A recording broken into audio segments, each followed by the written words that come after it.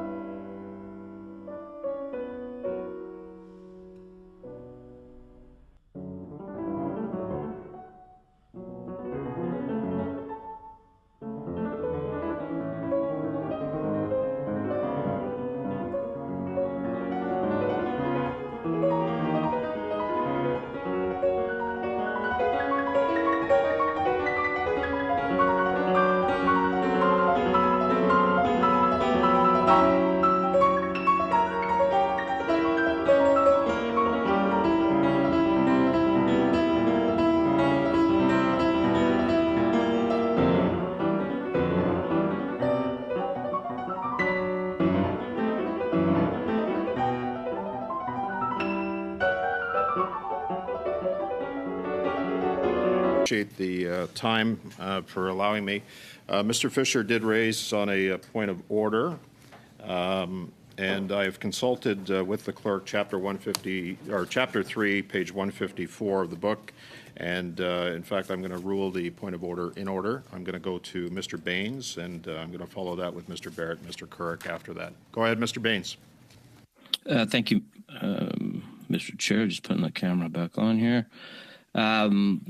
So I'd like to move a motion that the committee report to the House that on May 23rd, during a meeting of the Standing Committee on Access to Information, Privacy and Ethics, the member for Steveston Richmond East was the subject of false and defamatory statements made by the member for Brantford Brant, which constitute a breach of the member's privilege, and that the committee recommend that the member for Brantford Brant stand before the House and apologize and retract all defamatory statements made about the member for Steveston Richmond East. Okay. And that will be emailed in French translation as well. Thank you. Has that come through yet, Madam Clerk? We'll distribute in a second. Okay, so we're going to distribute that in a second. So the motion on the question of privilege is in order. It is subject to debate. It is amendable so that members are aware. And I'm gathering a speaking list right now, to which I have Mr. Couric, Mr. Barrett, Mr. Barrett was first, Mr. Kirk was second. Monsieur Villemure was third on the motion. So I'm gonna wait until it's in the hands of members of the committee so that they can see it. Is it in there now, Madam Clerk? Okay, so it should be in your inboxes.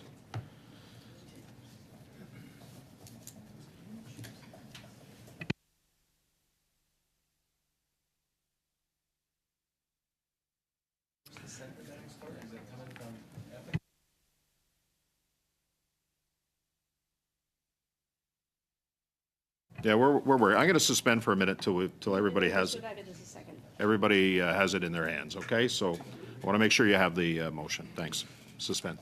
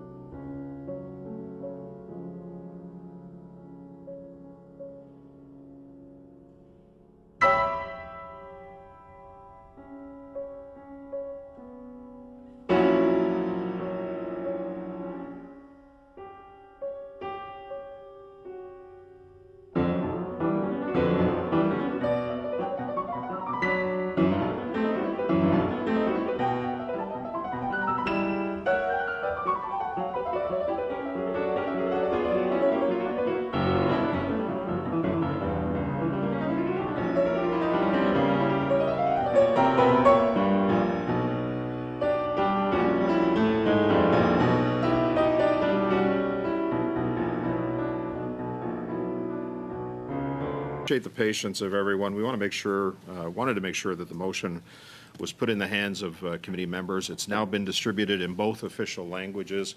Mr. Baines has moved a motion related to a question of privilege. I'm going to go to Mr. Baines to start. Go ahead, Mr. Baines. Thank you, Mr. Chair. Now that the motion has been received, I just have some brief comments. So again, this motion that I've moved forward here is ultimately what took place was Mr. Brock, the member from Brant, made some claims against me. They were untrue, and it was clear that Mr. Chu has been to this committee on a number of occasions, had the opportunity to and had many opportunities in the media to make these claims against me prior, and it appears that he's obviously changed his tune for whatever reason, and that's why I found it necessary to clarify these facts and bring him forward to this committee. Now, I think that if we look at why, I was simply trying to move a motion forward on another issue of closing loopholes and ethical use of our budget, and the members using House of Commons funds to do the job that we do, closing loopholes, looking at the abuses that was bringing forward something that had been in the news, that we found that Conservative members were using House of Common funds to for a convention which was partisan and abusing their... Mr. Baines, Point of order, Chair. Mr. Baines, hang on. Point of, we're dealing with relevance on the issue here. We're talking about a Right. question of privilege related to the motion. What you're speaking about has no relevance to the issue at hand. Please stick to the issue at hand, please. Okay, I was just bringing it forward on why I found that I was attacked. I just wanted to bring a shed light on why we are where we're at.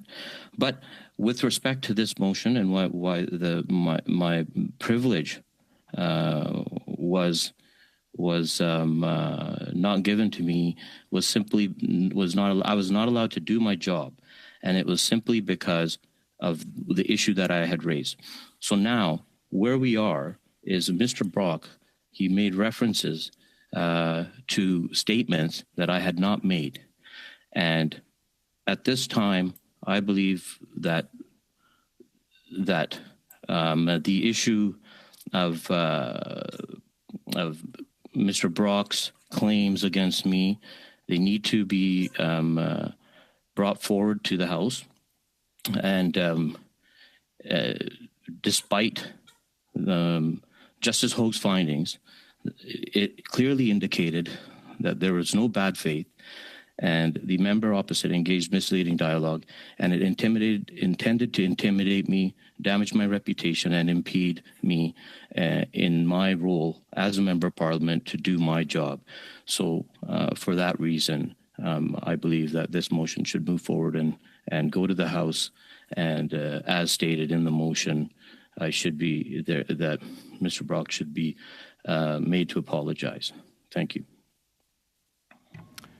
Thank you, Mr. Baines. On the motion, Mr. Barrett, followed by Mr. Currick. Go ahead, Mr. Barrett.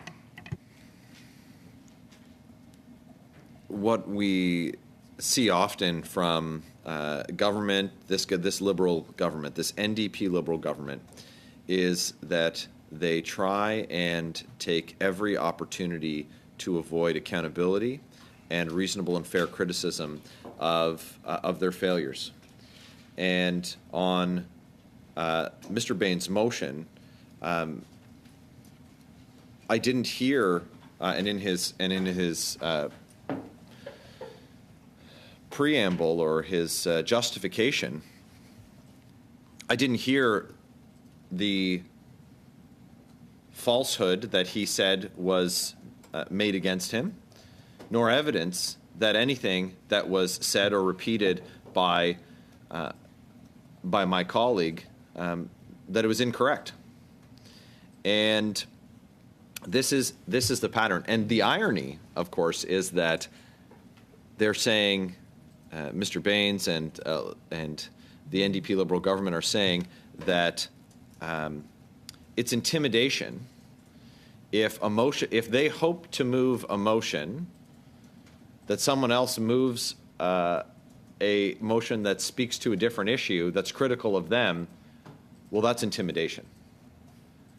But they have a motion that, without any evidence, they've put forward to attempt to censure an opposition MP, but that's not intimidation. As if any time, and we heard in the most bizarre terms at the last meeting, a Liberal member say that by simply referencing the behavior of another MP, that it's inciting hate.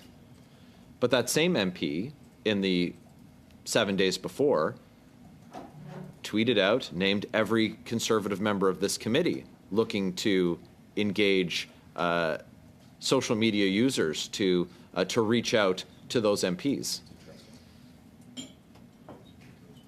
Members of Parliament must be accountable to Canadians. And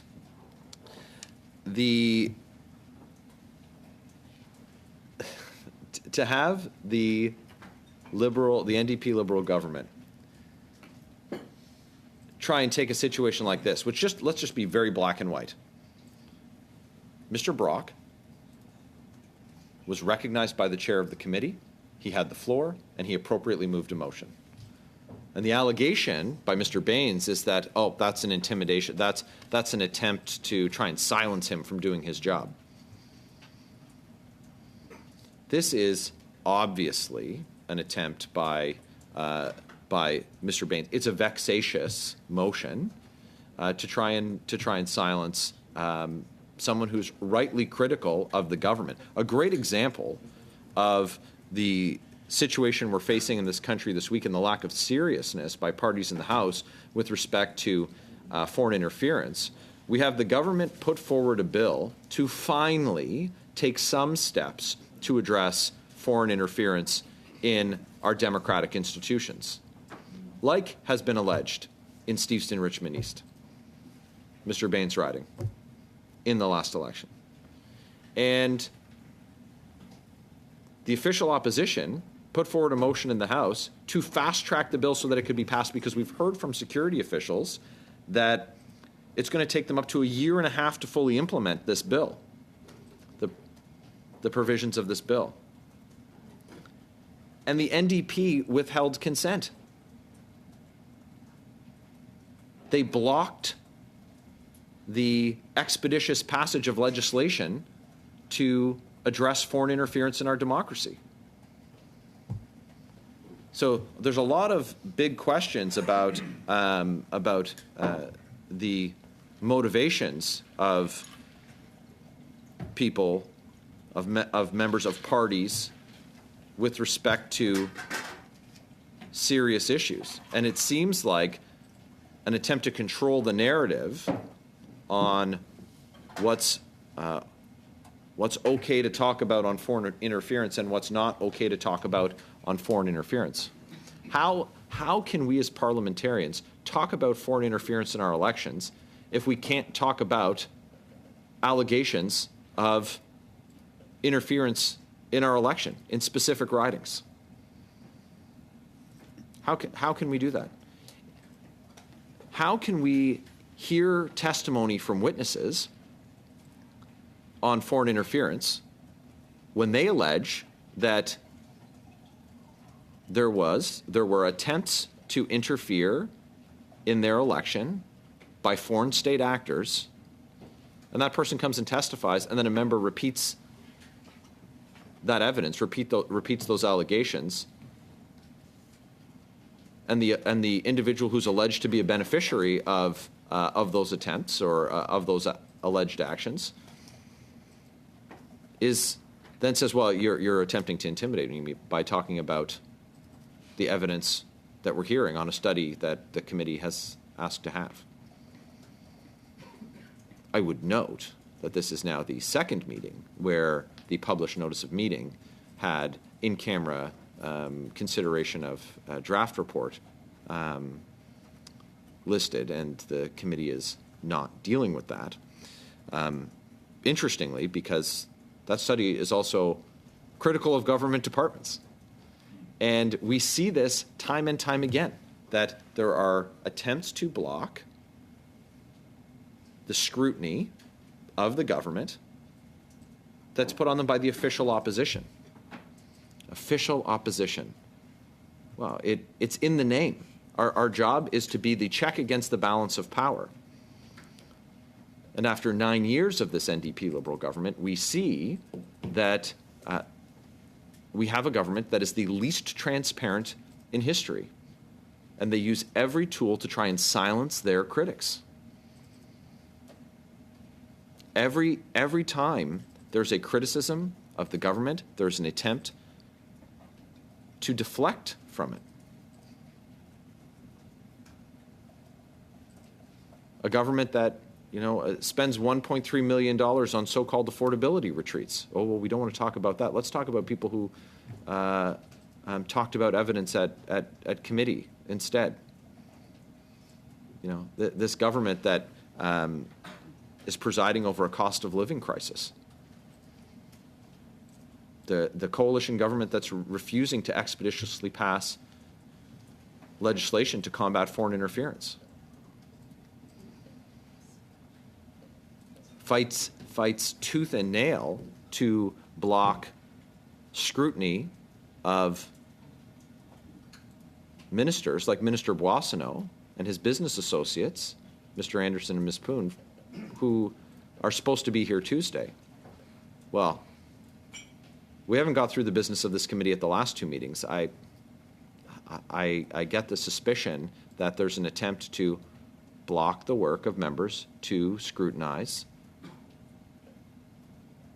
Minister Boissonnault's actions.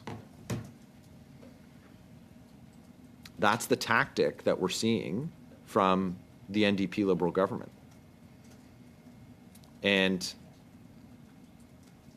it's interesting that the request is for an apology. I don't need to ask Mr. Brock if that ask was made to him discreetly or in good faith by members opposite before they jumped up on the soapbox, because I know they didn't, because it wasn't an attempt to solicit an apology.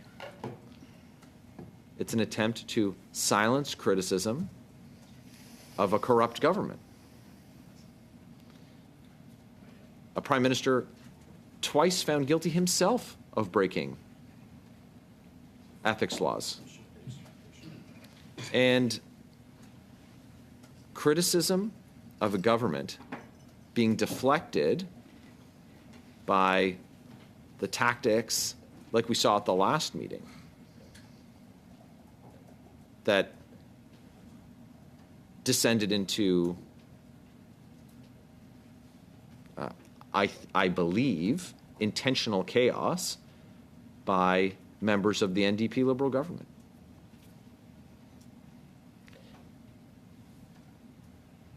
We know it is a fact that there was a misinformation campaign that targeted the riding of Steveston Richmond East. Well, who was the intended beneficiary of that? Well, these questions are huge. We have a commission looking into these questions. Not because the member for Brantford-Brant was looking to silence the member for Steveston Richmond East. It's because this is a matter of national concern that has also alarmed our international allies. The global community is watching. We used to be asked to go and monitor elections in other countries. What's happening in this country compromises our ability to be a beacon of democracy elsewhere if we don't take it seriously.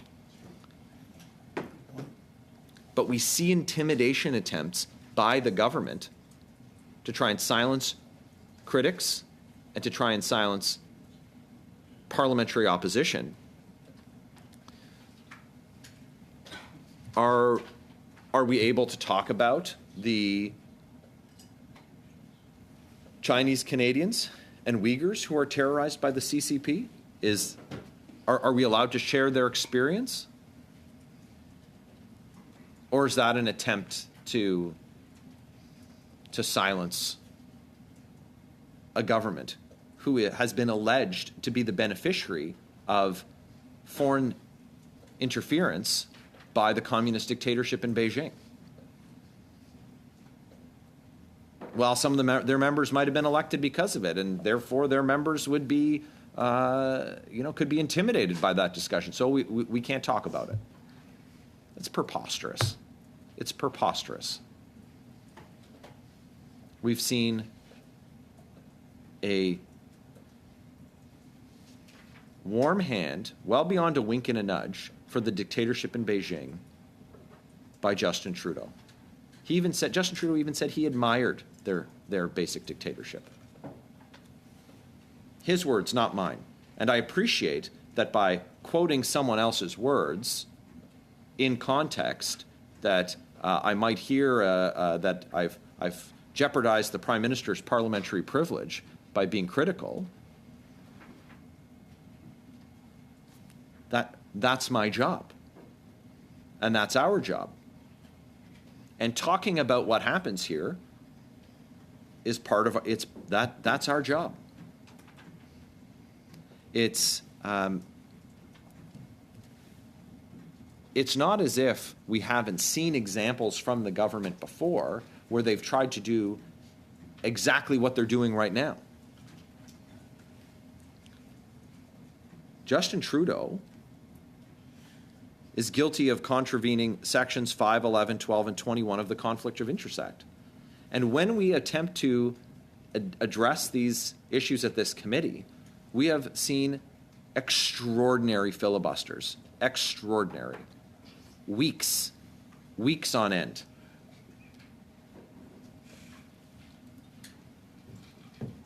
The Prime Minister was further found guilty of contravening Section 9 of the Conflict of Interest Act for politically interfering in the criminal prosecution of SNC Lavalin.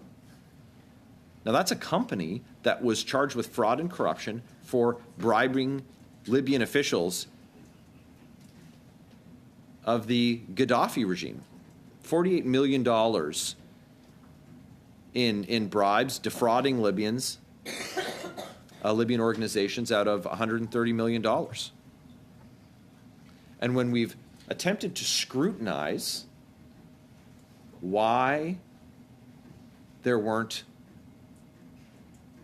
criminal sanctions, when we know, we've seen the evidence from the RCMP that there was a decision tree, for example, in the case of the Trudeau Report 1, a decision tree that showed that for the Prime Minister to have been able to take a trip to Billionaire Island, the first time that he had the series of findings of guilt against him for breaking the Conflict of Interest Act, the only question in the RCMP decision tree on whether or not the Prime Minister could reasonably be, there's a reasonable prospect of conviction for fraud on government, because he accepted a gift worth hundreds of thousands of dollars from an individual who was the beneficiary of millions of dollars in grants from the government. And the Prime Minister has, of course, the only question that was left outstanding was whether or not the Prime Minister had received permission in writing from the head of the branch of government for which he worked. The Prime Minister admitted in the House that he did not, in fact, have that criteria satisfied. And so by the RCMP's own analysis, there was a reasonable prospect of conviction against Justin Trudeau for the relevant criminal code offenses. And we had the RCMP commissioner at the table, and we had the cover-up coalition move to adjourn the meeting. Yes. Well, is that not a breach of the privileges of members of the official opposition who are trying to do their job? Isn't the commissioner of the RCMP sitting at the table, and they adjourned the meeting? Proper notice given for the meeting. The meeting was set in accordance and complying with all of the standing orders and usual practices of the House of Commons. Does that not rise to the same level of, in a meeting, discussing evidence that was given about matters that are before the committee? I've heard great umbrage taken by members of the NDP Liberal government when we talk about them covering up corruption by their government. Oh, you can't say that. They claim. And if you do say it, my goodness, they're going to try and make sure that people don't hear about it. Shut down the meetings. I think it was 2 weeks ago. We had the law clerk and an officer of Parliament sitting in the room, ready to give testimony, but it wasn't flattering to the government. What happened? Meeting adjourned. This is a pattern that we see, just like this motion from Mr. Baines. Anything that resembles criticism of the government or doesn't match their narrative is not acceptable. And the official opposition isn't going to be deterred by efforts of this coalition to. We have to hold them to account.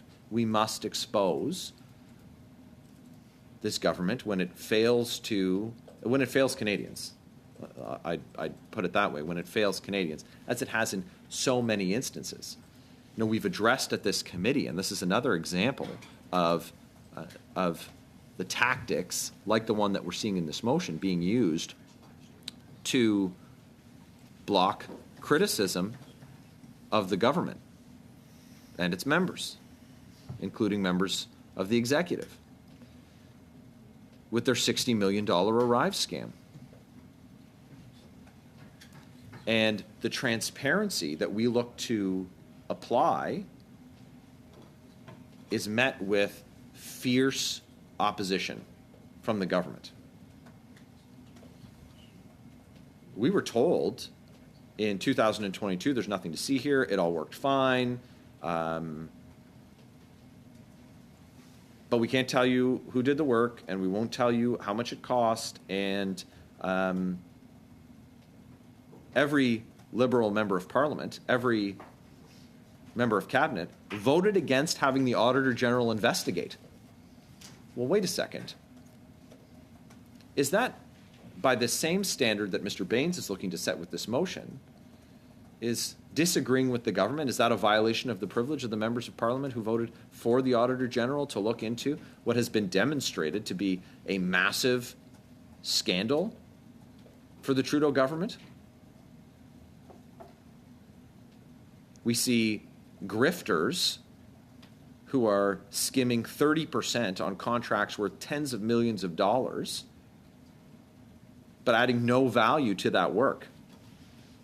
Had the government had their way and not allowed us to do our work, and not allowed us to engage the parliamentary tools that are available to us, like the Office of the Auditor General, like the Office of the Procurement Ombudsman, then we wouldn't have the information we have about how broken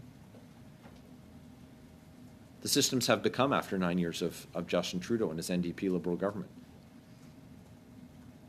So asking questions and putting forward motions, like Mr. Brock put forward appropriately at the meeting, motion that was in order, and I don't have a copy of the blues in front of me to read back as evidence Mr. Brock's statements from that meeting, but I'll be interested to hear from the mover of the motion, Mr. Baines, where's the lie? That's what I want to hear. I'm interested to hear, and I would have expected that in his litigation of this question, of his explanation of the necessity of this, why we're not dealing with the business of the committee.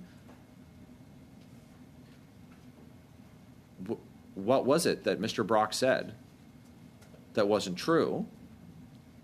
And my further question would be, when Mr. Baines, should he choose to entertain the question, is what efforts did he take if he's looking for an apology? Instead of spending hours of committee time to solicit an apology, did he ask for one and then was denied and then looked to escalate it? But this isn't about that.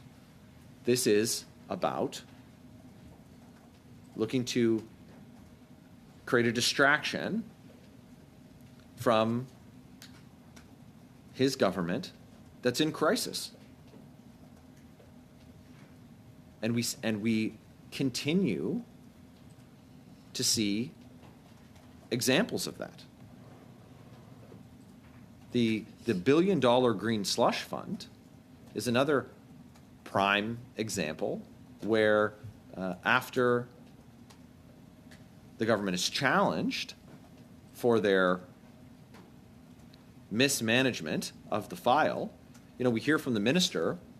He says, well, we took reasonable steps, and as soon as we found out, we took reasonable steps, and we're going to restore governance, and it's all been very reasonable.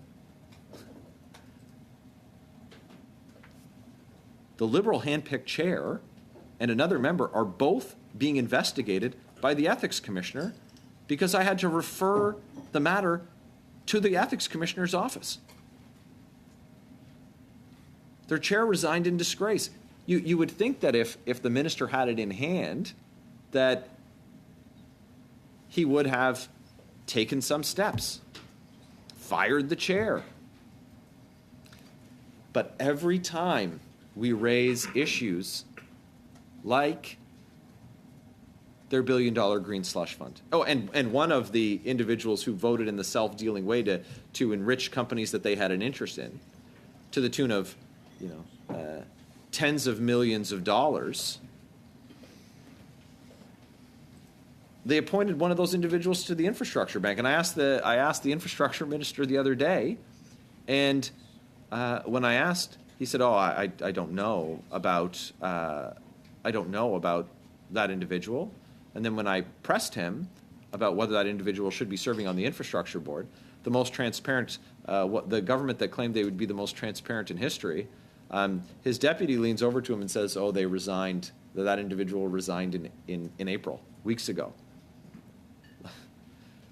Well, I encourage you to take a scan of the Infrastructure Bank's website for that announcement. It's not there. But at every turn that there's accountability demanded of this NDP Liberal government, there are they take extraordinary steps to make sure that they aren't held to account. And you'll hear when we say, we talk about their legacy after 9 years, and the response is, "Oh, well, you think we're bad? You should have seen the last guys." Like they still want to talk about a previous government as if the legacy that they've presided over isn't, that they don't own it, that they're victims. We've heard a lot lately that whenever things are pretty bad, and when they find out who's in charge, they're really going to give it to them. The call is coming from inside the House. And the opposition, the official opposition at least, put forward motions and propose measures that are in line with our role to hold them accountable, to hold the NDP Liberal government accountable. But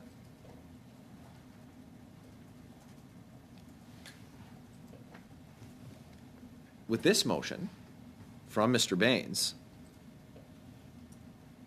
it calls for, it pronounces on falsehoods without saying what they are. And I'll reference the text of the motion exactly. False and defamatory statements. Well, it just wants members, on the word of the member for Steveston, Richmond East, on the word of Mr. Baines, let's just assume that everything that the Conservative member said was false and misleading, and he should apologize for all of it. There's no list. He doesn't itemize his what he claims to be false, and he doesn't detail evidence to the contrary. And I think that's quite telling. I think it's quite telling. We further saw at this committee when the trade minister, Minister Ng, had been found guilty of breaking ethics laws, like Justin Trudeau was found guilty of breaking ethics laws, like Minister Bill Morneau was found guilty of breaking ethics laws, like Minister Dominic LeBlanc was found guilty of breaking ethics laws, like Liberal Greg Fergus. There's a pattern there with Liberals and their inability to follow the ethics guidelines of this place. We saw opposition from the government to, instead of having transparency and just addressing the issue head on, it's been pronounced on by an independent officer of Parliament. Well, they don't want that kind of transparency. They don't want to talk about their trade ministering who gave sweetheart deals to her bestie worth tens of thousands of dollars.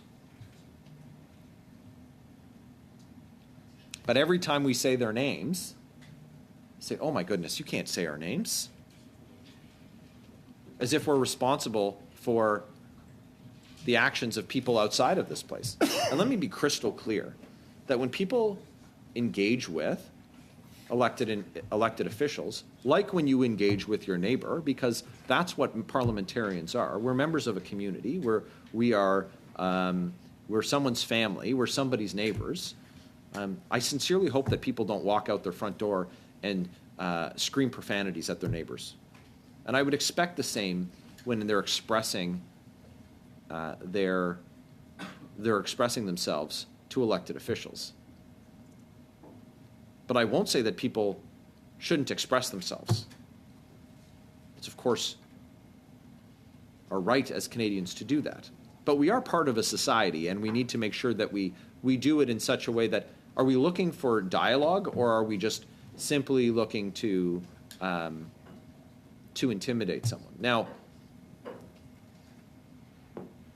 screaming expletives at someone, I would say, yeah, that could serve as intimidation, and that's not acceptable. And that's why we have rules in this place. We of course don't do that. But putting forward motions that are germane to the issues that our committee is dealing with, that's not intimidation. When we're dealing with foreign interference, questions of foreign interference at the Standing Committee on Access to Information, Privacy and Ethics, and when there is national media about, with judges speaking about allegations of election interference in specific ridings, and the government decides to put a member who is from one of those ridings on a committee that's dealing with that study, well, should we just not talk? Well, geez Louise, we can't talk about Steveston Richmond East because the member for Steveston Richmond East is on the committee. So we'll talk about foreign interference that may or may not have affected Steveston Richmond East after the next election. And we'll just hope, because the NDP don't want to see expeditious passage of foreign interference legislation that would help us combat that by foreign state actors like the dictatorship in Beijing. We'll just hope that it doesn't reoccur. That's absurd. We have an obligation as members to create a space where we can actually do our job without finding ourselves in an area that could be a conflict. And if there's that perception of a conflict, or if the individual feels like they might be conflicted, it hits a little too close to home, well, maybe they should come and give witness testimony and not be questioning the witnesses. When we have an individual who comes before a committee who alleges that the riding that they held as an elected member and then lost in an election, that the individual that they lost to is examining their evidence in the meeting, I would just expect that all individuals involved from all parties who ran, including the individual who won in any of those questionable or ridings that are in question, would appear as witnesses and wouldn't cross-examine the other individuals who are alleging, in some cases, that members were elected in part because of foreign interference tactics by state actors.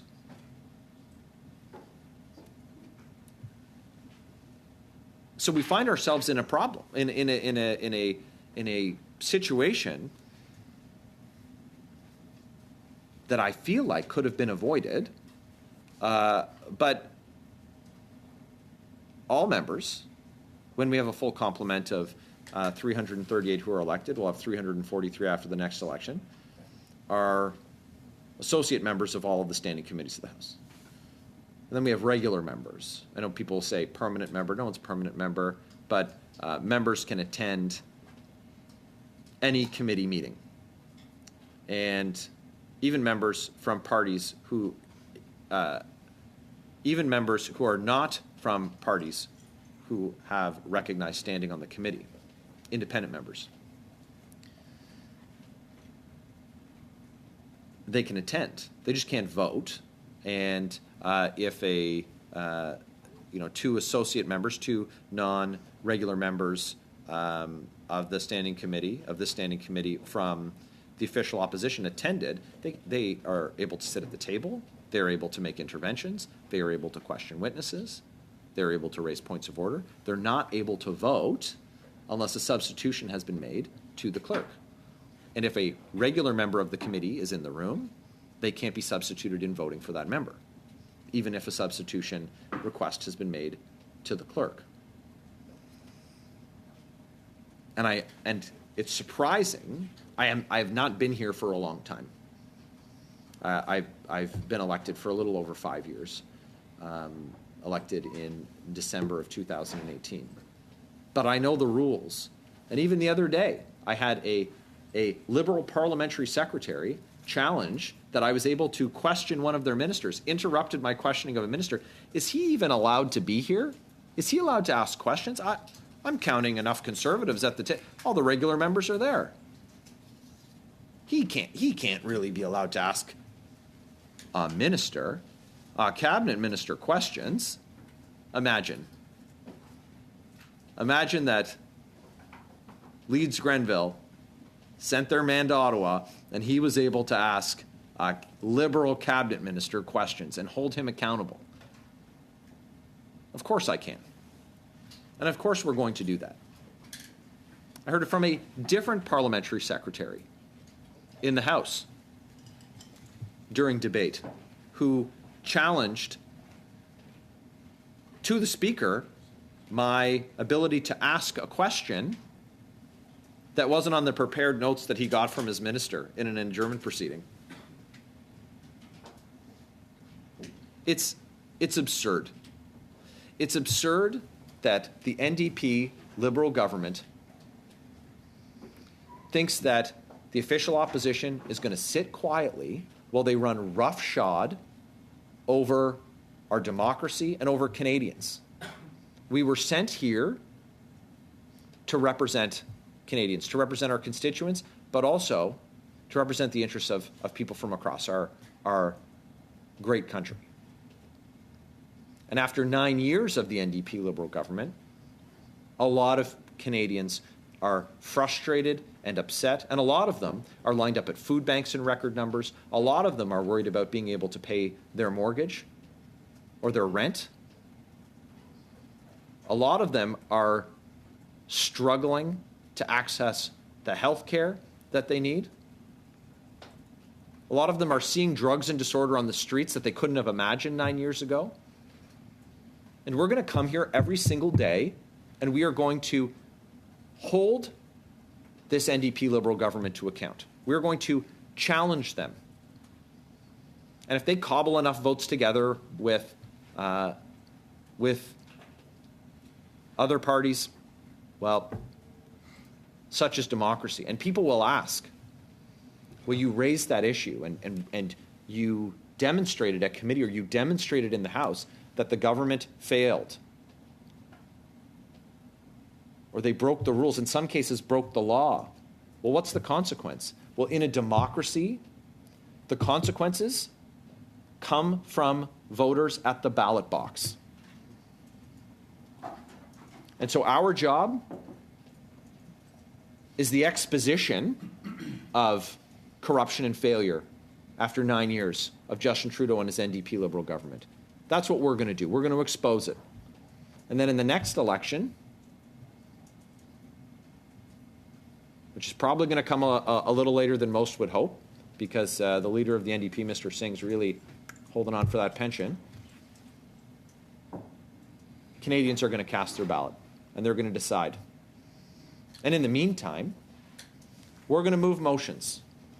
We're going to move motions that are germane to the work of the standing committees that we sit on. And sometimes we're going to move motions at standing committees that we're associate members of, even if the parliamentary secretaries don't like it, even if the Prime Minister's office doesn't like it, because it's our job. And like that's our job, we have a motion in front of us from Mr. Baines that makes allegations. And I mean, I would encourage him to hold up a mirror when you talk about tactics that are attempting to silence people, because it looks to me that, in fact, what he is doing is exactly what he is alleging that Mr. Brock has done. It's a vexatious attempt to silence critics of a corrupt government. And Conservatives will not abide it. Thank you, Chair. Merci, Mr. Barrett. Ce sera Mr. Couric. Mr. Curry. Thank you very much, Mr. Chair. And I find ourselves in an interesting position here today. And as Mr. Barrett has expanded on in the last number of minutes, we are first, and I believe that this bears highlighting, at a meeting a number of weeks ago, the NDP actually had requested some documents be provided, and those documents had a timeline on it, and there is a requirement for the committee to deal with those documents. And that timeline has passed, and this committee has not yet had an opportunity to deal with that, although both the meeting today and the meeting this past Tuesday did have this committee business as was listed publicly in camera. So I am very curious about why we are in the situation we're in when we hear often from Liberals and the New Democrats that would say that somehow it is Conservatives that are to blame for everything that is held up in committee and Parliament, and we hear this at length, especially in the House. But, Mr. Chair, what I would highlight before I get into the substance of my remarks is that because of Liberal actions backed up by the NDP, this committee has not had a chance to deal with some of the important business that sits before it, whether that be some information that was related to a request that was made at the end of a committee meeting. It's about 3 weeks ago now, if memory serves correctly. And the deadline was at 2 weeks, so obviously that has passed. And because the committee has not had a chance to substantively sit in camera and deal with the business at hand, we still don't have a resolution to that. And then, of course, we have what is talked about in the public declaration, that there was a consideration of a draft report that I'll name the federal government's use of technological tools capable of extracting personal data from mobile devices and computers. Part of what the important work the committee does has to do with these reports. We do studies, we move motions that do studies, we call witnesses, and then the committee has a chance, or should have a chance, to go through those reports and edit them. The fine work that our analysts and staff do to help compile these reports, the committee goes through it, and then that's what often there's disagreement, discussion, very frank conversations that I actually share with constituents often. about how there is people often think that the only thing that happens in Parliament is question period. But there's often frank discussions that do take place, and sometimes those are in camera. But what in the reports that committees put together is what was planned to be dealt with today, as was mentioned in the notice of meeting. Yet here we are, debating a motion that I'll get into here in a second. But it's troubling that while the Liberals are quick to complain about anything that doesn't go their way, they forget about who ultimately we are here to serve. So what I'd like to do, Chair, and what I'll attempt to do and share with the committee and those who are watching, is to highlight how the actions and the place that we have come to today truly is an attempt by the Liberals, with the support of the NDP, to silence critics. That's what it comes down to. An attempt by the government, ultimately, to silence anyone who would dare ask them tough questions. And, Mr. Speaker, or Mr. Chair, what I would further suggest is that they are attempting to weaponize tools and protections that are meant to ensure that all MPs, not just members of the opposition, I think that's, and I'll get into more detail on the specifics of what that looks like in our Westminster democratic system here if I have the opportunity. But there are specific tools that are granted to members of Parliament that protect us so that we can ask tough questions. And I would note, specifically when it comes to the topic at hand, which is foreign election interference, there is this thing called privilege. And for those watching, they may not be aware of the nuances and the history of what parliamentary privilege is. And there's a long history dating back centuries to what we refer to as the Mother Parliament, the Palace of Westminster in the United Kingdom, that ensures that parliamentarians, those who are elected to the House of Commons, have protection. And I'm going to read some quotes into the record that specifically speak to why that is significant. But ultimately, the Coles Notes version of what is an extensive conversation about why we got to this point is because there had to be an understanding that parliamentarians had to be able to have those tough conversations.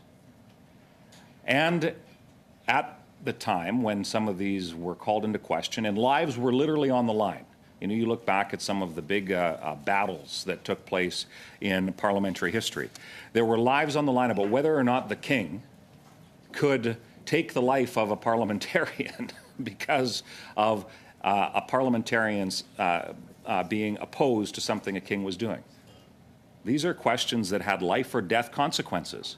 So they were hard fought to the point where today it allows MPs, opposition and government, to ask tough questions without fear of reprisal. Now, what it does not do, what it clearly does not do, was not designed to do, should not do, and I would suggest cannot do, is silence critics from being able to ask tough questions. All of us around this table and so many, and all 338 members of Parliament that have the honor of occupying, being a temporary tenant in a seat in the House of Commons, because we don't own those seats. No, they're owned by the people. We need to take seriously that need to represent them. And yet what we have before us is an attempt specifically to silence Mr. Brock, who is very effective. There is no question. I don't think anybody from any party would suggest that Mr. Brock is anything but effective when it comes to prosecuting important issues, whether that be in his previous career as a Crown prosecutor or whether that be here in Parliament. And he does ask tough questions. For anyone who has ever heard or listened to him, he asks tough questions, and quite frankly, I'm glad he does. Because that is the point of why privilege exists. and to ensure, and in fact, it's page 57 of the third edition of the House of Commons Procedure and Practice describes parliamentary privilege as the following. And this emphasizes the point that I have just attempted to make. The rights and immunities that are deemed necessary for the House of Commons as an institution and its members as representatives of the electorate to fulfill their functions. Mr. Chair, that's key. So what we have here is an attempt by a member of the government that was undoubtedly a subject that had come up in the course of discussion. In fact, it was my friend from the Bloc Québécois who at one point brought forward a concern to this committee, saying that whether or not it was an actual conflict, it certainly appeared to be a conflict of interest, that the member from Steveston Richmond East was sitting at the table. That wasn't Conservatives that brought that forward. I didn't hear the Liberals demand an apology from the Bloc Québécois for suggesting that there might be an appearance of a conflict of interest. And there certainly would have been, and I have no doubt, Mr. Chair, that if that member wanted to be a witness at committee to talk about some of those things, I'm quite confident that there would have been allowance for him to be able to do that. But is that what the focus is? No. The focus of this motion is to try and silence the member from Brantford-Brant for being effective at asking tough questions. Did those questions offend somebody? Maybe. Did those questions call into question a member's conduct? Maybe. But what I think we need to remember, Mr. Chair, is that we have to be allowed to ask those tough questions. So one thing that I believe bears mentioning, Mr. Chair, is that over the course of my close to 4.5 years that I've had the honor of serving as a member of Parliament in the constituency of Battle River Crowfoot, beautiful area of East Central Alberta, is I've had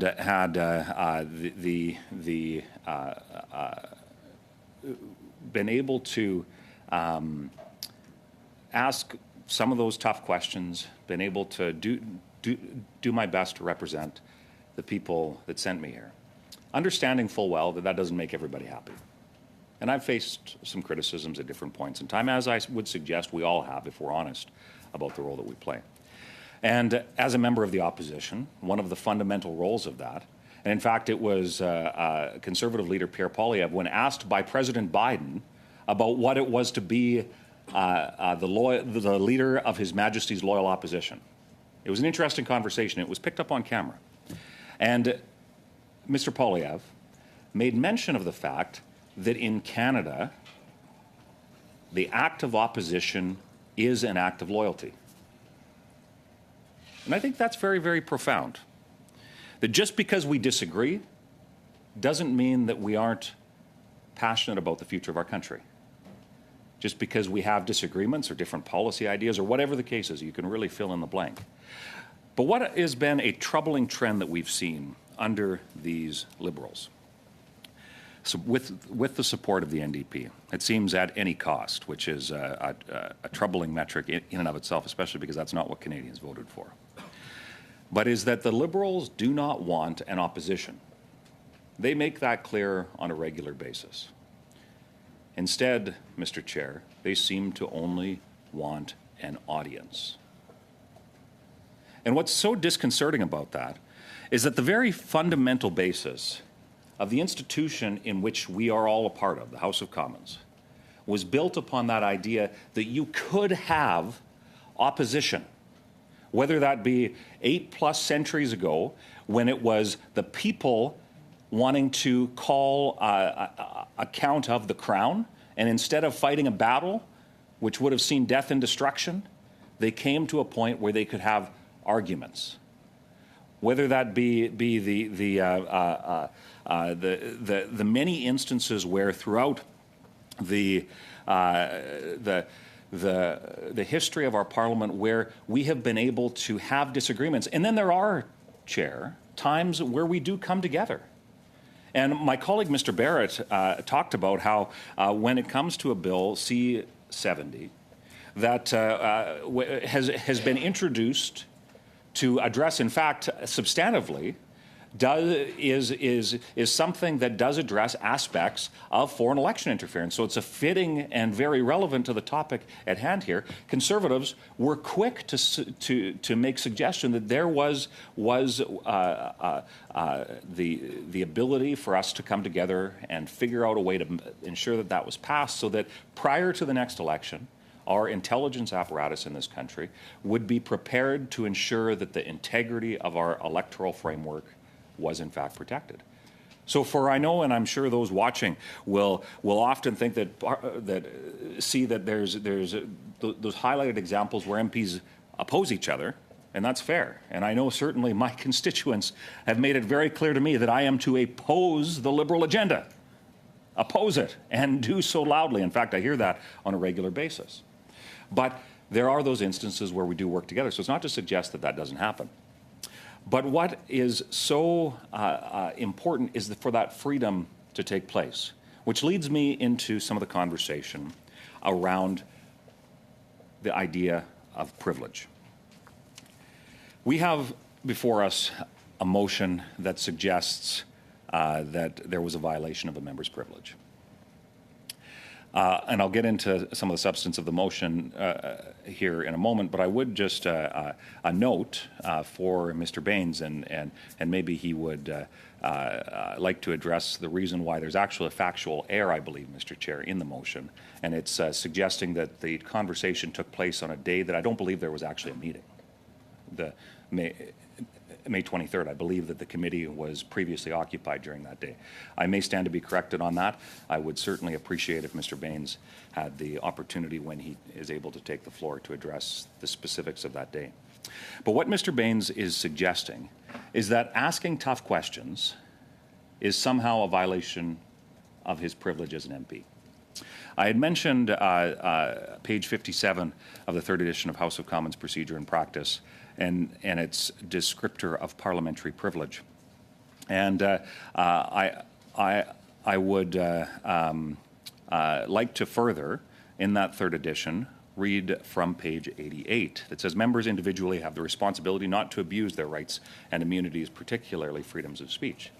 And what I would suggest is being highlighted in the debate we're having here is the fact that we have the responsibility as members of Parliament to not abuse the privileges, but also we cannot abuse the ability and the idea of privilege to be able to weaponize that sort of thing for the purposes of silencing one's critics.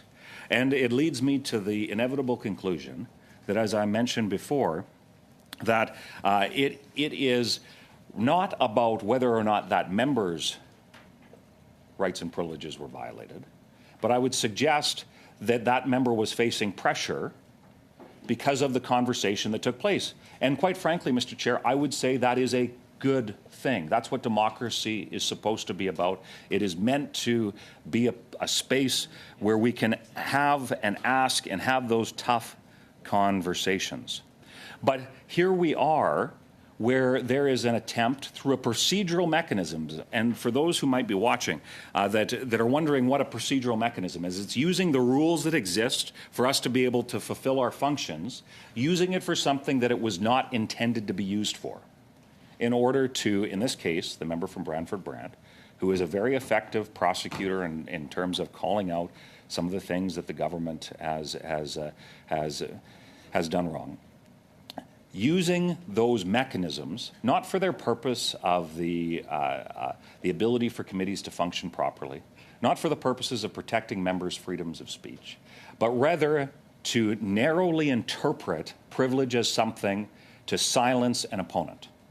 Now, if you could just imagine for a moment, Mr. Chair, what it would be like if during an election you had a national party leader tell one of his opponents that they can or cannot talk about something. It'd be a national scandal. It would be truly a national scandal. we have free, fair, and open discourse because that's what Canadians expect us to be able to have.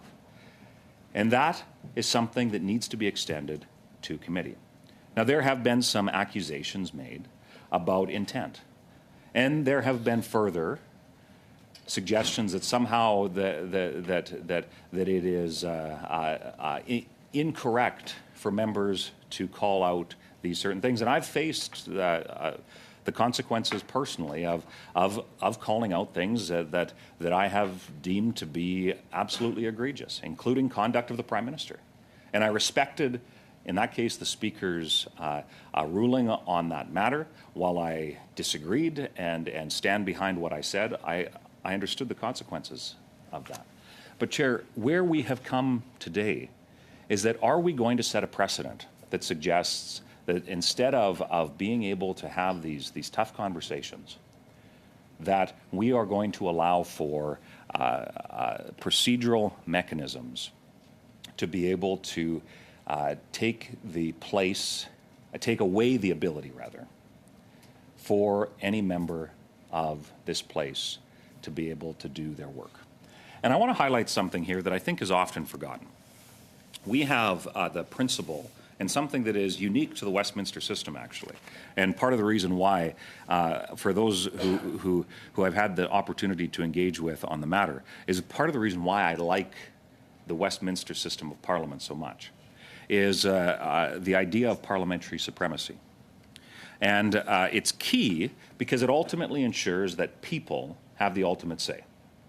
And although there's an extensive conversation that could be had about that, I want to park that larger conversation because it can get fairly philosophical, and there's differences of opinions about when and where and how some of the mechanisms that exist have been brought to bear, both in the context of the Canadian circumstances, where we have both written and unwritten aspects of our Constitution, versus the United Kingdom, where it is still largely unwritten in terms of the constitutional frameworks that exist. And I've talked a little bit about that here and at other committees in the past. But what is key is that it is members of Parliament that make up a Parliament. So for individuals who might be watching, Mr. Chair, I believe it's worth highlighting something that is often forgotten. We are in the 44th Parliament. Now, one might ask, well, what is a Parliament? Well, we often refer to that as a building. In the case of the House of Commons, the chamber with its green floors and the question period and the debates and whatnot. But what's interesting, Chair, is that a Parliament is actually the description of it is the place where a group of MPs are able to come together, which form that Parliament. And then out of that, in the case of our tradition, this is tradition, and has become constitutional convention, the party that gets the most seats is able to form the government, of which the government is the cabinet led by the Prime Minister, which, interestingly, the history of that is that the Prime Minister was the first minister up among ministers that refer to in the Latin history of the word, the first among equals, although that's certainly been something that's been long since abandoned. But what's interesting, Chair, and this bears, I think, an important point to be made, is that is not simply applicable to members of the opposition. When I describe our democratic system to classes, whether it's junior high, high school, or even some elementary classes, I talk about every person being allowed to have that one, every Canadian being allowed to have that one ballot on Election Day. That is an incredible thing. That right we have is an incredible privilege, hard fought for and won over history. And the fact that the current Prime Minister or the leader of a political party, any political party, they get the same number of ballots on Election Day. It's incredible. The power to choose your government, every Canadian getting that one ballot. And I asked the question about how many ballots you get on election day. It's interesting, some of the conversations that ensue in classrooms about that, because it is that distribution of authority to the people that truly is fundamental in the way that our democratic system operates. Now, although I would be the first to admit that that's not always equitable in terms of the number of individuals per electoral district, and there's some always nuances in the conversation, but fundamentally it comes down to every Canadian gets that one ballot on election day. Powerful thing. And I know for you, Chair, this would be the same thing. You and I and all members of this committee, including staff and technical folks, they get to have that one ballot to make a choice about who gets to represent them in the House of Commons. But here's the extension of that, and why parliamentary supremacy is so key. That one ballot translates into, in the case of our current Parliament, 338 seats.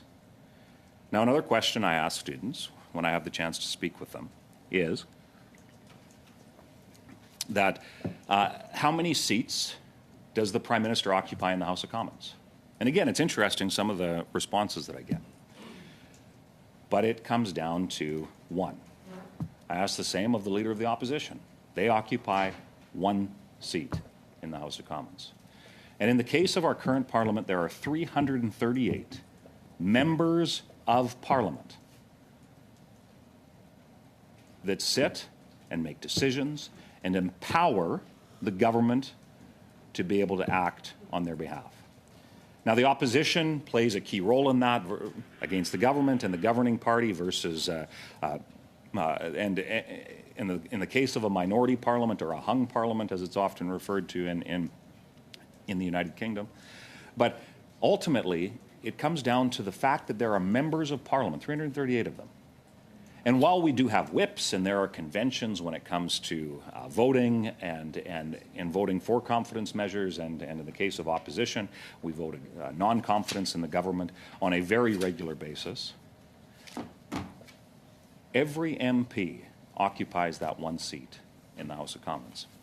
And the power of that, I would suggest, emphasizes the idea of the foundational idea of what privilege is in this place and in the specific context around this table. So I'd like to emphasize how fundamental it is that they're not, and that any attempt to silence members of Parliament from being able to ask the tough questions, to silence members of Parliament from being able to represent their constituents, is not simply an attack on the idea of privilege in this place, but rather is an attack on the fundamental tenets of democracy. Point of order, Mr. Chair. Go ahead, on your point of order, Mr. Baines. Mr. Chair, Mr. Couric is giving us a lesson on how the parliaments are running. What we're talking about is how Mr. Brock said that I furthered and propagated disinformation essentially originating from Beijing and China. That's the motion. That is the false allegation he made. That's what we're talking about here. And I think we need to get on with it. Yeah, I'm going to, I appreciate your point of order. Mr. Couric has the floor, and he knows he's got the floor, Mr. Baines, and, you know, we generally try to give a little bit of latitude. And I expect the same from Mr. Couric, that he's going to bring it back to where it needs to be, specifically on the motion. Go ahead, Mr. Couric, you have the floor. Thank you very much, Chair, and I'm glad that that member is paying such close attention to my remarks, because I think it is what I've been talking about comes down to the absolute crux of the matter. And it is that members of Parliament have to be able to ask tough questions. Now, what that member has suggested Mr. Brock has done, I would suggest, and through the motion that we are debating here today, is an attempt to silence. Now, Mr. Baines has, and he could have moved a motion to further deliberate on the subject of foreign election interference. But he didn't do that. He wants an apology and a retraction.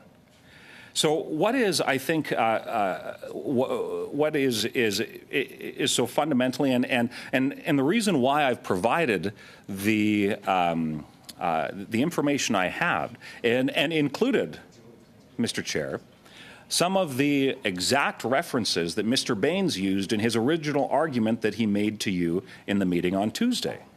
So I find it interesting that he would somehow suggest that the evidence that he provided, that I've expanded on, is somehow not relevant. The irony of that is certainly rich. But what I would like to bring it back to is exactly the point that I was endeavoring to make. When we attempt to silence a member, it is an attack on the very fundamental tenet of what our democratic system is. And when it comes to the issue at hand, and that is the very real allegations of election interference, very real. Mr. Chu, when he came and testified before this committee, was protected by the same privileges that we are protected by around this table. Mr. Baines, also protected by those parliamentary privilege. Mr. Brock, also protected by that parliamentary privilege. We have to ask those tough questions because, as I have talked about before, that every Canadian needs the foundational element that allows democracy to work is that Canadians have to be able to trust that when they take that single ballot that they get into a voting booth and they mark it and they put it in the ballot box, they have to be able to trust that it was a free and fair process. And there have been serious allegations that have been made where that include Mr. Baines, that include other constituencies. But, Mr. Chair, I would like to highlight something, that when Mr. Baines originally brought forward some of his concerns, he made false and misleading allegations. Now, you don't see me calling a point of order on that. But specifically, he talked about firearms. And he made an accusation that was patently false. Undeniably and patently false. I didn't call a point of privilege on that because we're allowed to have free and fair discussion around this table, and we should have that. So let's have those debates. So, Mr. Chair, what I would suggest is that this is a continuation of a trend. There is, it's an intricacy actually that I talk often about my constituents because I will share with this committee that I have many constituents that are so frustrated that they share with me how they feel like they are giving up on the idea and the notion of Canada. Now, that's a pretty significant statement to make, but I share that because that's something that I hear. And it is examples like this committee, Chair, is one of the proof points that I use that Canada's not worth giving up on, that our institutions are not worth giving up on.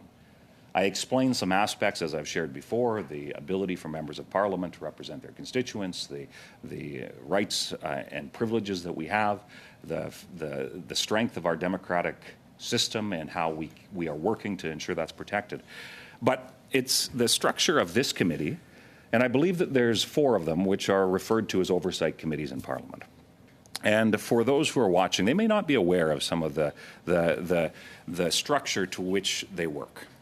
There are, I believe, and don't quote me on this, Chair, but I believe there's 30 or so standing committees. Then there's also special committees, which are temporary. They only last for a parliament, although can be reconstituted after a new parliament is formed, as we see, and of which I am a member of the Special Committee on Canada-China Relations. But there are 4 committees that have a chair that is a member not of the government, but of the official opposition. And the reason why I highlight that is because I think it shows that there is strength in aspects of our system that are designed to ensure that when a regular Canadian looks at our parliamentary institution, they can say, okay, we can trust that. That it's not simply a historical building with green roofs, although being that they've been replaced in the last couple of decades, they're brown for now, but that they do turn green over time. what is I think needs to be emphasized is that there are 4 committees where there are opposition chairs. Now, the chair of a committee operates in a way that is meant to be fair and impartial, and I thank the chair of this committee for doing that. As I have worked with chairs that have been operating, I know there's at least one other committee chair sitting around this table, and I know I've worked with. In fact, I was having a conversation with one of my colleagues from another opposition party just before, and I hope it's okay that I mention this, but that there was a individual who was very partisan in the House of Commons, but that I was pleased at how fairly they adjudicated a committee that I was recently a part of. And I would hope that that individual would take that as a compliment. But it's the fact that our standing order and tradition, Mr. Chair, allows for and ensures that there are 4 committees, what are referred to as the oversight committees, that have opposition chairs. And what I fear, and because of not only the happenings at this committee, the Ethics Committee, which often when I share with people that I'm on the Ethics Committee, the lack of trust in government is emphasized when quite often people will chuckle at the fact that I sit on an Ethics Committee because they're so frustrated when they look at the actions of the Liberal government and the lack of ethics thereof. But the fact that there is an opposition chair, and then a vice chair, in this case from the Liberals, and a second vice chair from the Bloc Québécois. It speaks to how there is strength in the structures that exist. And what I find so troubling is that there seems to be this trend from government members to not allow oversight committees to do their work, but rather we are seeing that committees are bogged down by attempts from the government to slow or stall the work that oversight committees can and I would suggest should do. And let me share with you why I find that so troubling, especially in the context of where we're at in a minority parliament. The fact that there is an opposition chair, and in the case of every committee right now, there is an opposition majority on committees, just as in the House of Commons. And I'll park the NDP support for the government here. But the fact that that structure exists should be something that is championed by those who promote Canadian democracy. And I would suggest it is so very troubling when we see attempts by the government, and often backed up by the NDP, to reduce the ability of these oversight committees to be able to do their work. And that work, Mr. Chair, includes asking the tough questions. Because while the Prime Minister Trudeau, and his government govern like they're in a majority, govern like they have this resounding mandate from the people, when you simply look at the last election, you can see how patently false that is. To the point where, for now 2 consecutive elections, the Liberals got fewer votes. Now, I'm not suggesting that our system should be changed, that the makeup and whatnot. That's certainly a conversation that can be had. So I'm not suggesting that be a part of this larger conversation.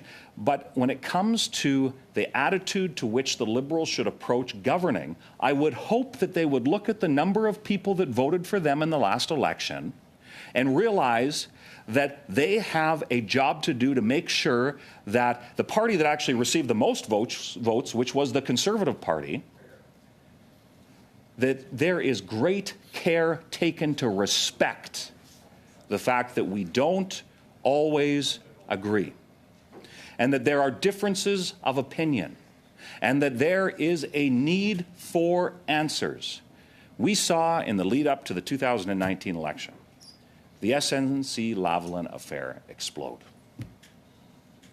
And it was, and I won't relitigate the specifics of that, although certainly we could, because it bears more and more relevance all the time, especially as we see some of the dynamics of that still playing out to this day. But we have an example where there was the ethical conduct of the government and many of its ministers, and then the direction to which, so in the 2019 election, Canadians sent a minority parliament to town. Yet you had the government and with the pandemic and everything associated with that, they certainly didn't operate as a minority, which is too bad. Because I think if they'd had a little bit more respect, things wouldn't be as divisive as they are today. Then in 2021, we had literally, and I'll share with you, Mr. Chair, and this committee, and people watching, how disappointed I was in the conduct of the Prime Minister. I remember very specifically that in, I believe it was June of 2021, that the Prime Minister and his government, all Liberal members, said that they would not call an election. They voted as such because it was a difficult time for the country. We were still in the throes of COVID. There was increasing division over certain aspects of that, some of which were being weaponized by the very public figures that were trusted to make decisions on behalf of all Canadians, which they weren't, and we saw the consequences of that in the following months after that 2019 election. We had only 2 months later, 2.5 months later, that the Prime Minister called an election. 2.5 months before, he promised that he wouldn't. 2.5 months later, he called an election. And it was one of, I would suggest, the most divisive elections that maybe the country's ever seen. And I won't go into great detail about that, although certainly it bears a further discussion if members of the committee would suggest so, where we saw some of the challenges when it comes to foreign election interference be brought to light. But we had that the result of that was an almost exact, not quite, there was a few changes. I know Conservatives picked up a few seats in Atlantic Canada, the Liberals picked up a few seats in BC. There was a few other changes in Ontario and Alberta, but largely the makeup of the House of Commons was fairly similar. But what did the Liberals do? Instead of trying to pursue an agenda that focused on the fact that once again they lost the popular vote, Conservatives won the popular vote. Now that doesn't necessarily suggest that the makeup of the House of Commons should be different than it is. But you would think that a leader that cared about unifying the country would take great pains to acknowledge that fact. Yet, when I've brought that very fact up in the House of Commons, there are Liberal members, and I could point them out, and I'm sure that even Liberal members probably know who I'd be referring to, that they laugh about the popular vote suggestion. I'm not suggesting there should be a change in the seat makeup, Chair, but I think it bears mentioning. And the reason is this, and why it's so germane to the conversation that we're having today about the attempt to use a privilege motion to essentially censure a member of the opposition, is because a leader would ensure that the voices around the table have a chance to speak.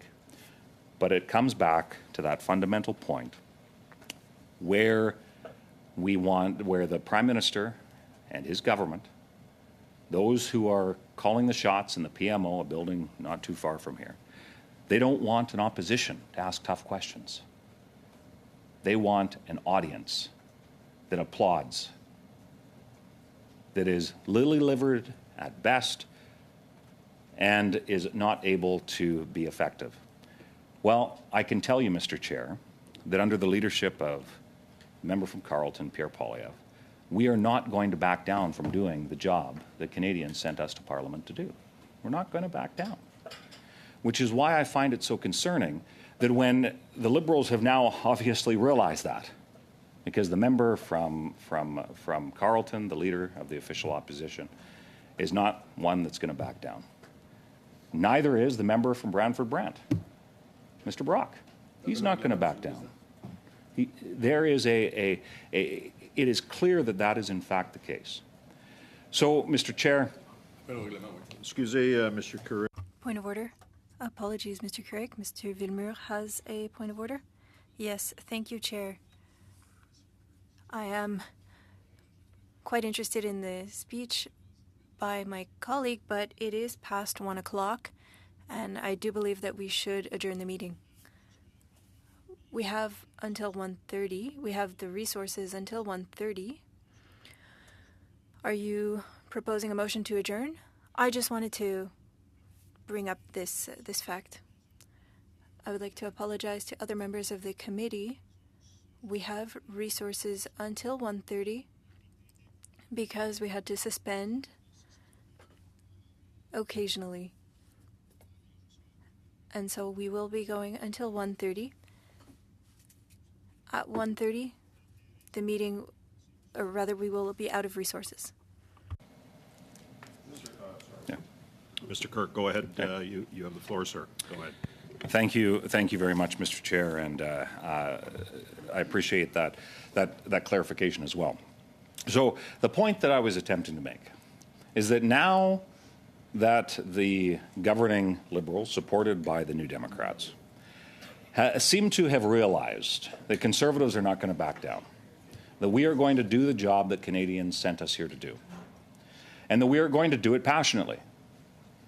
Because quite frankly, when it comes to, and I can't speak for everybody, but when it comes to the passion to which I bring to the job, it is exactly the passion that I believe my constituents expect of me to bring to the job, that they want me to defend their interests, whether that be the energy industry, of which I will talk about extensively, not in the context of this committee, but I have and will continue to do so, including oil and gas.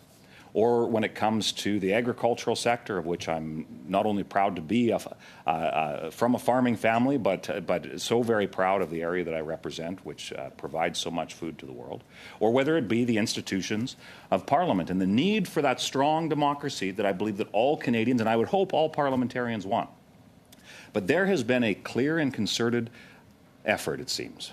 Certainly, this is the trend. And I would invite members from the government to explain their actions if this is not in fact the case. And I would hope that they would be on the speaking list to be able to do that. But Mr. Chair, what we see is that when it comes to the oversight committees that I've referenced, there seems to be this effort to bog them down with anything but the issues of actually providing oversight. And I'll expand on one example that I believe is very, very prescient, and that is when we have a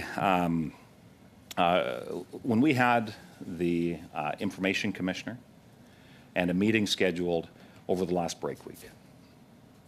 And I know that it's not always convenient, and I had a series of different obligations back in the constituency, but when that meeting got scheduled, I was pleased to be able to join it. Now, I did join virtually, as is an option under the rules that Parliament has passed allowing for virtual participation. There were some Conservative members here in person. I was able to join from one of my constituency offices.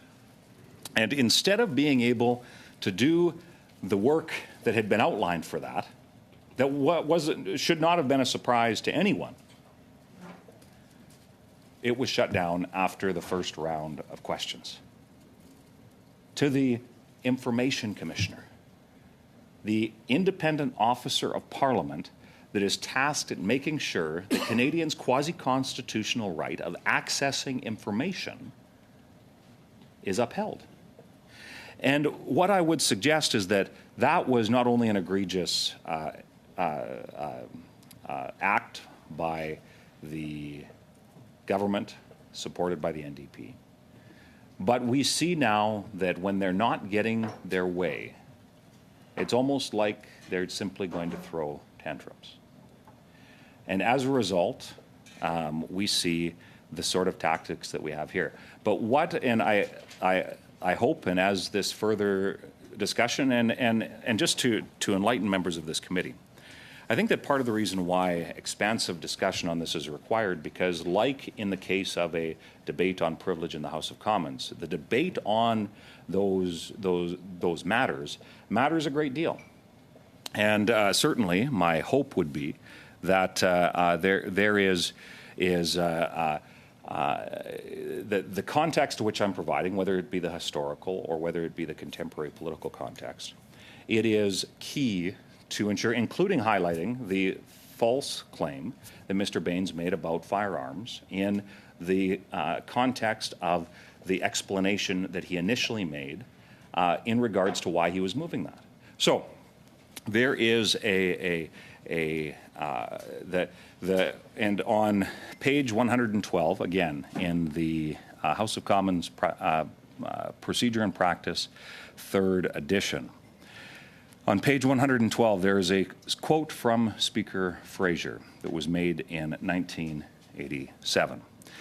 And the privileges of a member are violated when any action which might impede him or her in the fulfillment of his or her duties and functions. Impede, I'll get back to that word in a minute. Because it is that word, the impeding of the ability for a member to fulfill their duties and functions. This motion is attempting to do that. This motion is attempting to impede. Now, I understand that it may be uncomfortable for some members of this committee. And quite frankly, the opposition should make a government uncomfortable regardless of which party is in government. That's the point. And I would hope that there would be widespread agreement about that. Asking the tough questions is okay. And it should, in fact, be encouraged. And the quote from Speaker Fraser continues, "It is obvious that the unjust damaging of a reputation could constitute such an impediment."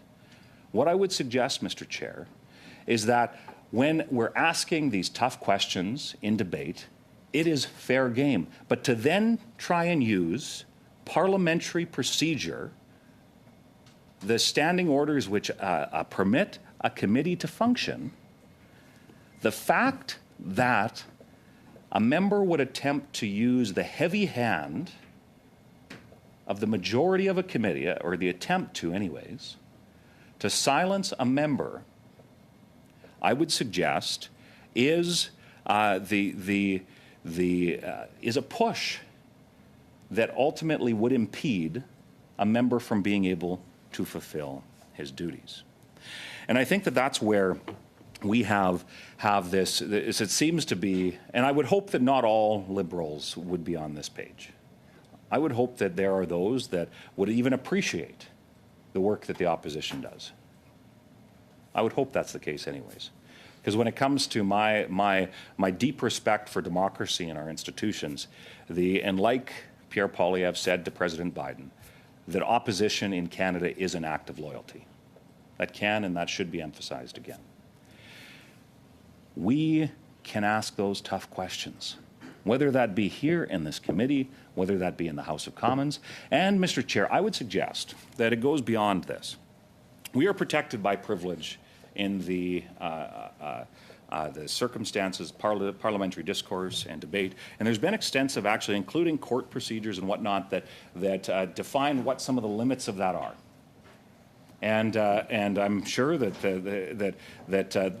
well, in fact, I know that the place for those discussions is at PROC when it comes to the specifics of that. And there's been, in fact, I believe it went, I'm not sure if it went to the Supreme Court, but certainly went through an extensive court process when it comes to some accusations against previous members.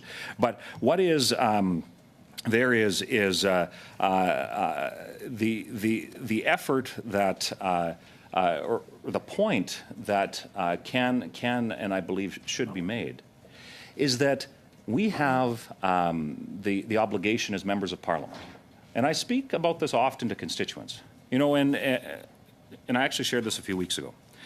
I am proud that I've never asked somebody who walks through my constituency door who they voted for. You know why that's the case, Mr. Speaker, or Mr. Chair? Is because I care deeply about every constituent to which I serve. Now, I have very frank conversations with all of my constituents. those, many of whom I agree with, and from rural Alberta, people will not be surprised that there's often a lot of agreement when it comes to the political issues that Conservatives care a lot about, whether it be issues surrounding firearms or freedoms or energy or agriculture, many of these things. But I still take great pains. In fact, it was had somebody, a fairly new Canadian, had only been a Canadian for a few years, walked through my constituency office door, and I happened to be there. And in a large rural constituency, sometimes that's just a pure stroke of luck, because I'm often in communities. I represent around 60 different communities. I have 2 constituency offices. I wish I could have a constituency office in every community, but that's just not feasible. So over that 53,000 square kilometers, I spend a lot of time on the road, traveling between different offices and whatnot. But Chair, when this fairly new Canadian walked through the door, almost with hesitation, they needed help with a concern about a federal government program. They said, "But I didn't vote for you. Is it okay that I'm here?" And what was so profound in that moment? And we had a fairly extensive conversation about the issue, and then we talked about some other things, including what would constitute pretty serious policy differences. And that's okay. We had a very frank and appreciated conversation. I appreciated the conversation. The constituent as well appreciated the conversation. And my suspicion is they're probably not going to vote for me in the next election. And that's okay.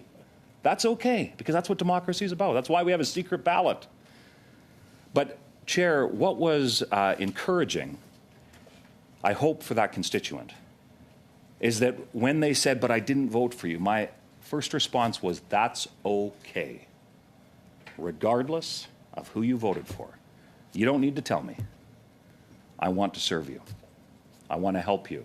I care about your feedback." And whether it's replying to correspondence, whether it's conversations I have at town halls, that is a key aspect of what makes our democracy strong. In fact, it's a troubling thing. This is more of a societal conversation, Chair, that is I would suggest needs to be addressed in the context of not only parliamentary process and procedure in the debates we have here, but I would suggest it needs to be addressed at kitchen tables and classrooms and whatnot. But disagreement does not equal hatred. And I would hope that that is an opinion that would be shared by all members of this committee, that we can disagree on things. And again, it's one of those things where we should. In fact, I often joke, and I shared it at a town hall that I hosted recently where somebody was asking me very specific questions and I was answering, and we disagreed about something. And I said, "Good, that's okay. That's part of what democracy is about."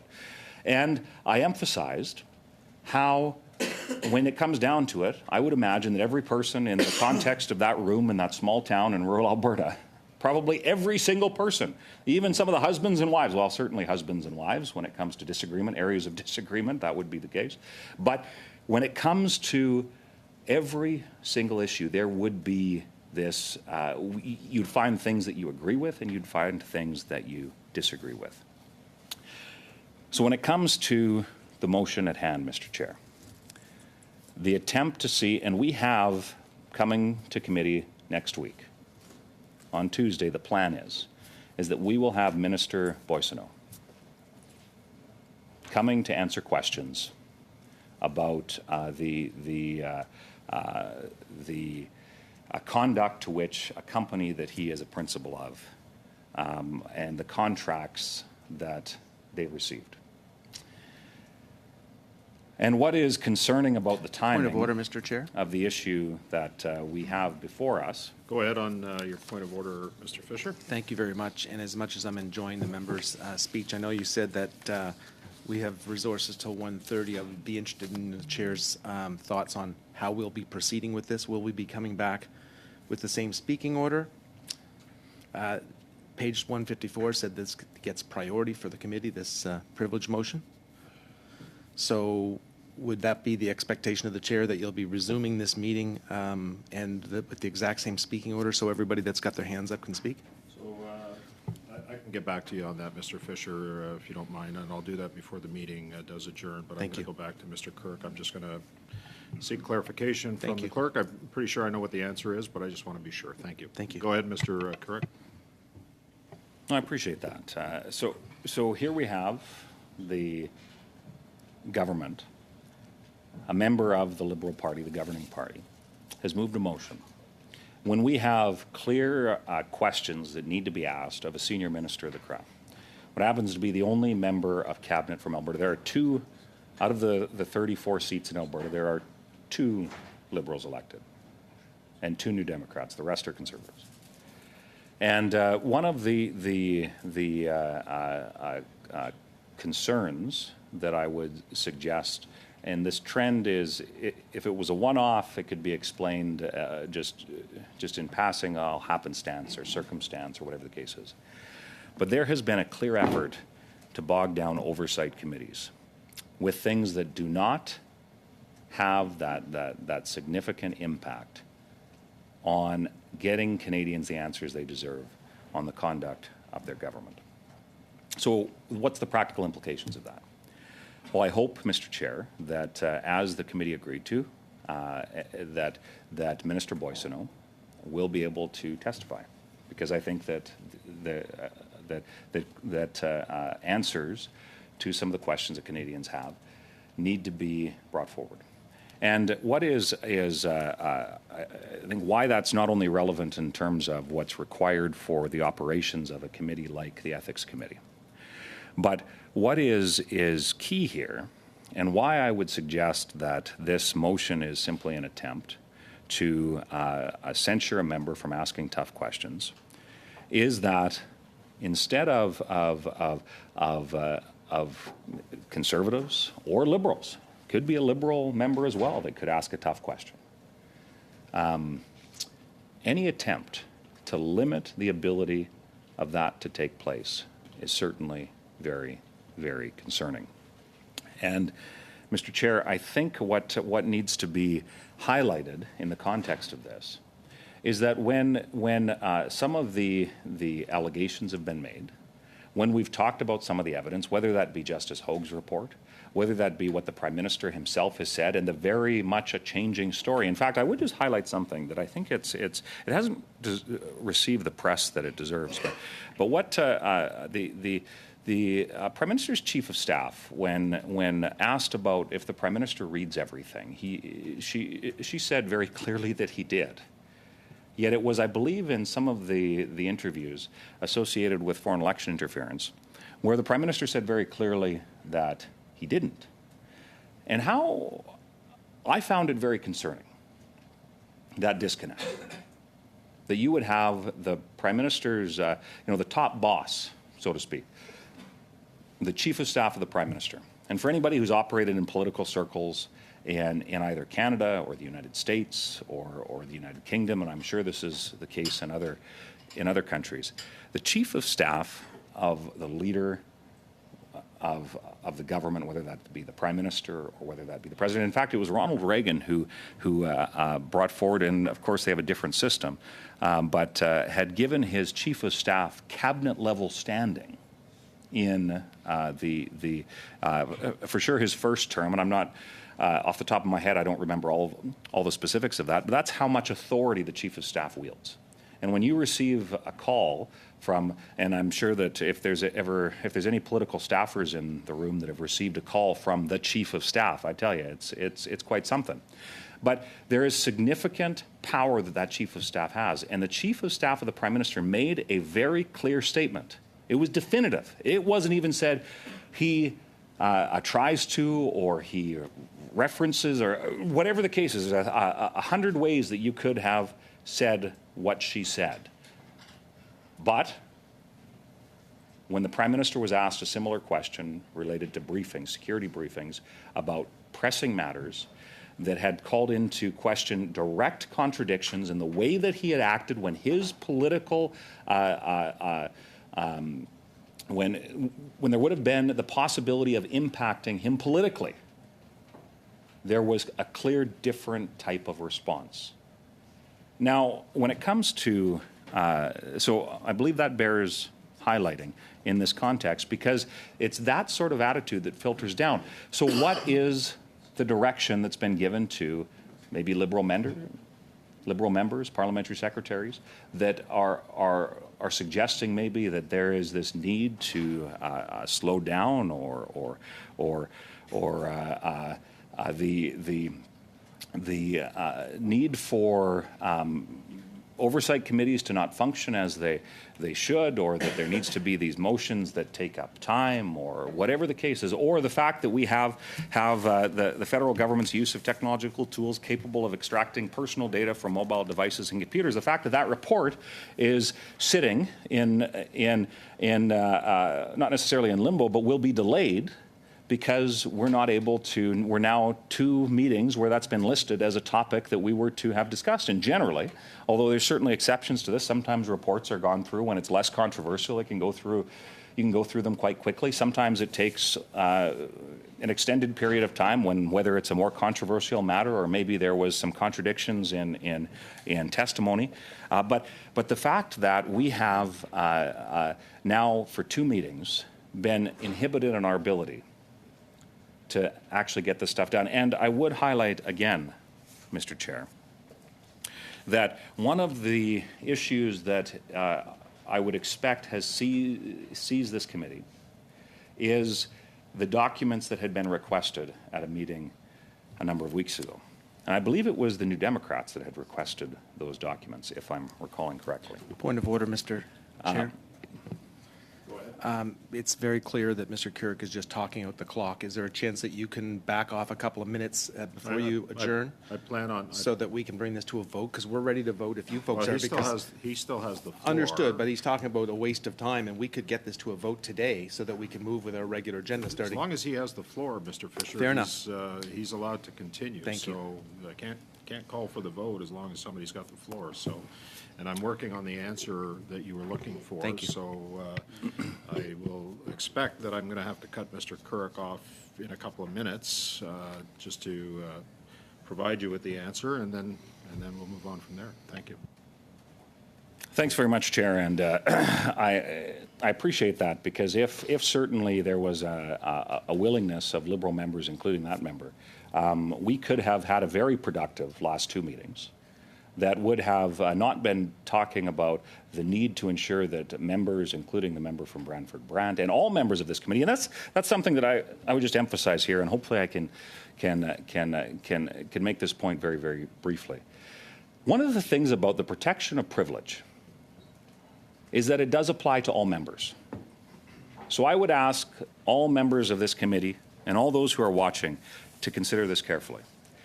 That if they're okay with a member being silenced because they ask tough questions, then this is a reasonable path forward. But I'm not comfortable with that, Chair. And that includes members of the government, members of the opposition, the official opposition, and the 2 other opposition parties here.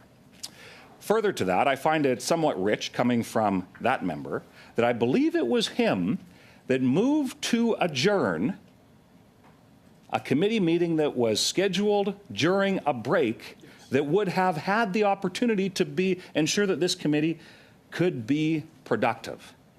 So it's interesting that they would be so critical of the fact that I believe, and I am certainly hopeful, that the case that I have made emphasizes the need to ensure that we do not allow a committee member to be censured for asking tough questions. That's what it comes down to here. We need to make sure that MPs are allowed to question their government, as is a fundamental tenet of our democratic system. And when it comes to the work that committees need to do, absolutely we need to get to work. As I'm proud to have been able to do so during the course of the committee here today, and will be happy to do each and every opportunity that I have. But when it comes to the hypocrisy that exists, that you would have that member suggest that somehow it's not relevant to talk about the need to protect members so that they can question his boss, Mr. Speaker, I think that question answers itself. So, Mr. Chair, let's make sure that as we are tasked as members of Parliament to, and this unwritten rule, in fact, I had a chance to meet a constituent, a former Olympic coach, actually, and she gave me a card that she hands out to everybody she meets. She says, leave it better than you found it. So my exhortation to every member of this committee is let's make sure we leave it better than we found it, and that includes the rules still have the floor, of sir, this but I'm going committee. to have to cut you off for a sec. We are running out of time, resources, as I mentioned at 1:30 earlier in the meeting. To answer Mr. Fisher's point, we are debating a motion to refer this to the House. We are not debating a motion of privilege. So the motion can be brought up at a future meeting as long as members agree to that. So as it stands right now, the resources have expired, and I am going to adjourn the meeting. Thank you.